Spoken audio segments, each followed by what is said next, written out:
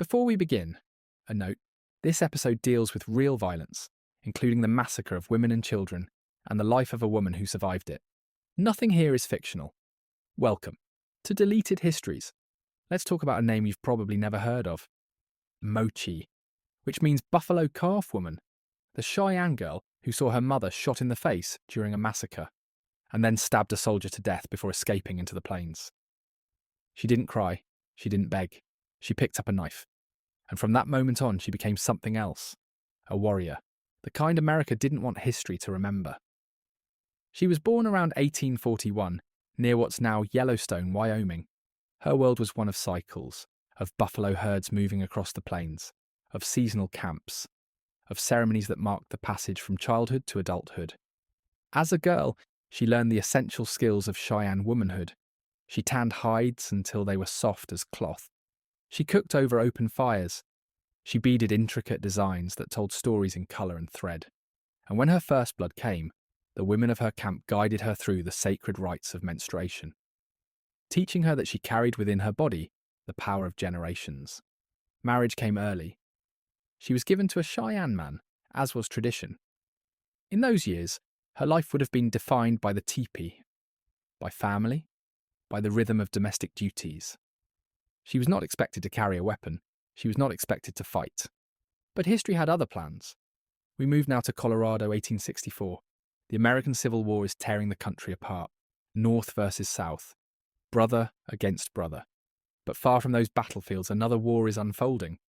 One that wouldn't make headlines. One that was never meant to be written down. Out on the high plains, the Cheyenne and Arapaho tribes had entered into peace negotiations. They were promised protection if they settled peacefully. They were even told to fly American flags over their villages to prove their loyalty. And they did. They complied. Black Kettle, one of the chiefs, had even been given an American flag personally by Abraham Lincoln himself, a supposed guarantee of peace. At Sand Creek, he flew both that flag and a white truce flag side by side. Chivington saw them, and he attacked anyway. November 29th, 1864. Just before dawn, Colonel John Chivington led 700 cavalrymen to a Cheyenne camp at Sand Creek. The village was still. Families were sleeping. And then, the sound of hooves, the thunder of rifles, the air ripped apart by screams. This was not a battle. It was a slaughter. Survivors remember lodges collapsing in fire, the crackle of canvas burning, the sharp smell of gunpowder mixed with blood. They remember children chased down into the dry creek bed, shot in the back. Pregnant women cut open where they fell. Some soldiers scalped bodies, others carved trophies, ears, fingers, and worse. Parts of women's bodies were paraded on bayonets, held aloft as if this were victory. This wasn't just war, it was rage. It was vengeance. It was hate. Inside one of those lodges was a girl named Mochi. She saw her mother executed at point-blank range. And when the soldier turned to her, she snatched up her mother's knife and drove it into his chest. That was the moment she crossed a line. She did not die. She escaped. And in escaping, she became something new. The US government called it a regrettable incident. Chivington was never punished. In fact, some circles celebrated him. But for Mochi, and hundreds like her, there was no celebration. Only grief and fire. She fled Sand Creek running nearly 45 miles until she collapsed among the Hotametanioo, or dog soldiers, the most feared Cheyenne military society. The elders took out the sacred warp pipe, an act reserved only for the gravest emergencies. Smoked in winter, it meant war for the entire nation. It meant every Cheyenne man and woman would take part in survival. Sand Creek had summoned it, and Mochi, though still a young woman, would answer its call. The dog soldiers were no ordinary fighters. They were guardians of the people. They lived by strict codes of honour, loyalty, and sacrifice. Some warriors wore sashes staked to the ground, tying themselves to one spot so they would either fight to the death or be freed by another warrior's hand. To run was shame. To die standing was glory. They painted their faces in blood-red defiance. They sang songs before riding out, songs that promised bravery even in death. Settlers saw them as demons. To the Cheyenne, they were sacred protectors. And into this circle of fire stepped Mochi, not as a widow, not as a mourner, but as a warrior. the only Cheyenne woman officially recognized as a combatant. Her first major action came at the Julesburg Raid in January 1865. Nearly 1,000 warriors swept down, burning the town and ambushing soldiers. This was not random violence, it was a strategy honed by generations of plains warfare. A small band drew the soldiers out. The larger force waited, hidden. When the soldiers pursued, the trap was sprung. Mochi was no bystander. She drove captured horses back into camp, gathered plunder, and ensured the survival of her people. Logistics kept armies alive, and she was as much a part of the war machine as any man with a rifle.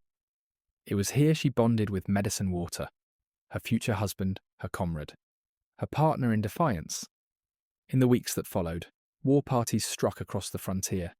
They ripped down 70 miles of telegraph wire, silencing the electric voice that connected Denver to the world. Stagecoaches were stopped, their passengers killed or scattered. Mail routes fell silent. Denver trembled as it realized it was cut off, alone on the plains. To settlers, this was chaos. To Mochi and her people, it was the sound of justice echoing back. In 1867, a desperate attempt at peace emerged, the Medicine Lodge Treaty. It promised rations, protection, and supplies if the Cheyenne confined themselves to reservations. But the promises were hollow. Supplies never came. The buffalo herds, the foundation of Cheyenne life, were hunted nearly to extinction, often with government support. The Cheyenne split. Some accepted starvation in reservation camps. Others, Mochi and the dog soldiers among them, refused. Then came November 1868. Custer's 7th Cavalry descended on Black Kettle's village at the Washita River. The attack was swift, merciless. More than 100 Cheyenne were killed. 800 horses, the tribe's wealth and lifeblood, were executed en masse. Mochi was there, again, watching another village fall to fire and steel. By 1874, the Cheyenne were cornered, starving, desperate. That summer, Mochi joined a raid against a German family in Kansas. A husband, a wife, and their children lived on land that had been marked as Cheyenne territory. The attack was brutal. The parents, a son and 2 daughters, were killed. 4 surviving daughters taken captive. The newspapers exploded with outrage, painting Mochi as the she-devil of the plains. But they never spoke of Sand Creek, or Washita, or the years of betrayal and starvation that had driven her people to this point. Scouts later rescued the girls, but Mochi's name was burned into the Whiteson imagination. A woman warrior, a criminal, a nightmare in human form. By 1878, her war was ending. She and Medicine Water surrendered at Darlington Agency and were shipped to Fort Marion in St. Augustine, Florida. This was no prison. It was an experiment in forced assimilation. Men and women were stripped of their names. Their hair was cut. They were forced into military uniforms. They were taught English hymns, Christian prayers, and drills meant to civilize them. Mochi left no words of what this felt like. No letters, no diary. Only silence. She endured 3 years there, a ghost among stone walls. In 1881, she died, just 41 years old. Far from home, far from the plains. Her grave is unmarked, her story nearly erased. But even now, most history books don't mention her. You won't find her in plaques, children's stories, or Western movies. Sand Creek was long described as a tragedy, but tragedy implies accident. This was not that. It was orders, it was policy. It was men in uniform, certain they would never be punished. And they weren't. Chivington died unpunished. The soldiers walked free. The bodies were buried, but the truth was not. It lived on in Cheyenne memory, carried by descendants who refused to let silence have the final word. That's where Mochi lives now. Not in archives, not in textbooks, but in the voices of elders who still tell the story. They say history is written by the victors, but sometimes it is carried by the survivors, and sometimes by the ghosts. This was hers. This has been Deleted Histories. Subscribe for more chilling, strange, or forgotten history. Until next time.